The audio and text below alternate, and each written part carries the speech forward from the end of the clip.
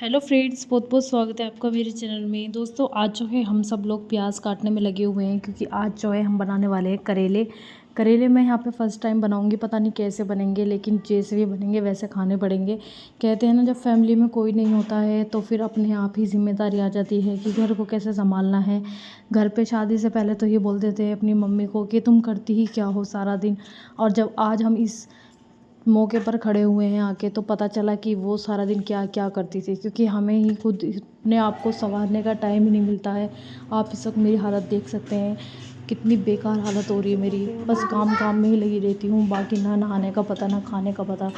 सब चीज़ सोचती हूँ बस जल्दी से काम निपटाऊँ, उसके बाद थोड़ा सा आराम करूँ, क्योंकि फिर बच्चा भी है, उसका स्कूल है, सब कुछ है। तो यहाँ पे मैं करेले लेकर आ गई हूँ। करेलों को मैंने उबलने के लिए रख दिया है अच्छे से, और अब मैं जा रही हूँ नहाने, क्योंकि मुझे लगता है कि अब मेरे इतने करेले उबल रहे हैं तो मैं नहा आती हूँ फटाफट से जाके। और नहाने के बाद जब मैं देखती हूँ जाके करेलों को, तो वो जो उबल चुके थे मैंने अलग ही निकाल के रख दी थी उनको, यानी कि स्टीम छलनी में रख देते जिससे उसका पानी निकल जाए। और उसके बाद मैंने उन्हें ठंडा होने के लिए छोड़ दिए थे। उसके बाद मैंने सौंफ निकाली, सौंफ निकाल के फिर मैंने फटाफट से जीरा दर्द ले लिया थोड़ा सा। उसके बाद मैंने उनको तेल गर्म होने के बाद उसमें डाल दिया। उसके बाद अच्छे से तेल को गर्म होने दिया ताकि जो जीरा एकदम फटाक से भुन जाए। और तेल यहाँ गर्म हो रहा है, और उसके बाद में यहाँ पे मैं अपना जीरा जो है वो डाल दूँगी यहाँ पे। उसके बाद प्याज, जब जीरा भुन जाएगा अच्छे से, तब मैं यहाँ पे प्याज डाल दूँगी। जब जीरा देखें ना कि जीरे के जो फलके हैं वो फूट गए हैं, उसके बाद यहाँ पे मैं प्याज डाल ली है। अच्छे से इनको भून लेंगे, प्याज को सुनहरा होने तक भूनेंगे। और तेल मैंने यहाँ पे मीडियम में रखा है क्योंकि तेल बाद में बहुत ज़्यादा हो जाता है। यहाँ पे मैंने कच्ची आंडी को जो है काट के रख दिया है, क्योंकि करेले में आम भी डलती है तो बहुत अच्छा स्वाद आता है। बीच बीच में मैंने प्याज को चलाया भी है ताकि प्याज लगे ना। ये देख सकते हैं आप, प्याज अच्छे से भुन गई है। तो यहाँ पे मैं अब इसमें कुछ मसाले ऐड कर दूँगी, जो घरेलू मसाले, जो डेली के मसाले हैं, जैसे लाल मिर्च, धनिया पाउडर, नमक, हल्दी, ये सभी मसाले मैं इसमें थोड़ा थोड़ा करके डाल दूँगी स्वाद अनुसार।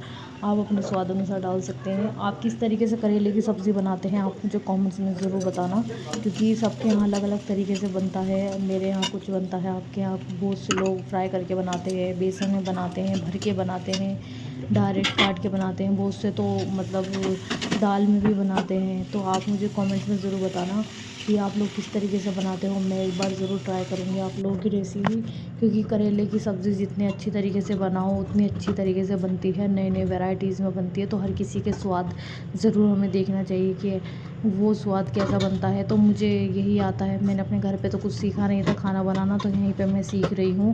और जैसा भी मुझे खाना बनाना आता है मैं वैसा ही बना रही हूँ। उसके बाद मैंने देखा करेले रख दिए हैं बनने के लिए, तो मैं आटा लगा लेती हूँ। आटा यहाँ पे मैंने लगा लिया है, आटा लगने ही वाला है। आटा लगाना मुझे सबसे बोरिंग काम लगता है, और रोटी बनाना उससे ज़्यादा बोरिंग समझ में लगी। लेकिन फिर भी हम लोग सिर्फ 6-8 रोटी बनाती हूँ मैं, ज़्यादा रोटी नहीं बनाती हूँ, क्योंकि इतनी रोटी हम लोग खाते नहीं है। 2-3 रोटी मेरी है, बाकी मेरे हस्बैंड की और एक मेरी बेटी की।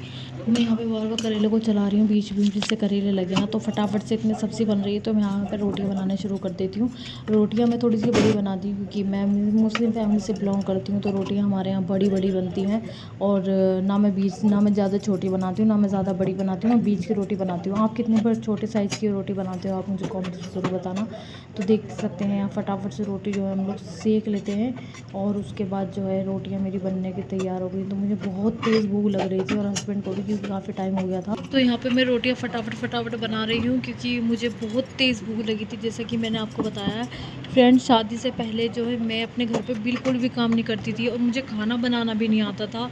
लेकिन शादी के बाद अपने आप जब जिम्मेदारी आई तो पता चला कि ये सब काम बहुत ज़रूरी है, और अपने पैरों पे एक लड़की को खड़ा होना इतना ज़रूरी है, जैसे कि एक बच्चा अपने पैरों पे खड़ा होता है। तो यहाँ पे एक लड़की पढ़ लिख कर अगर अपने काबिल हो जाती है तो वो अपने हस्बैंड को, अपने बच्चों का सहारा बनती है। लेकिन आज महंगाई इतनी है कि एक आदमी की कमाई से घर का गुजारा नहीं चलता है।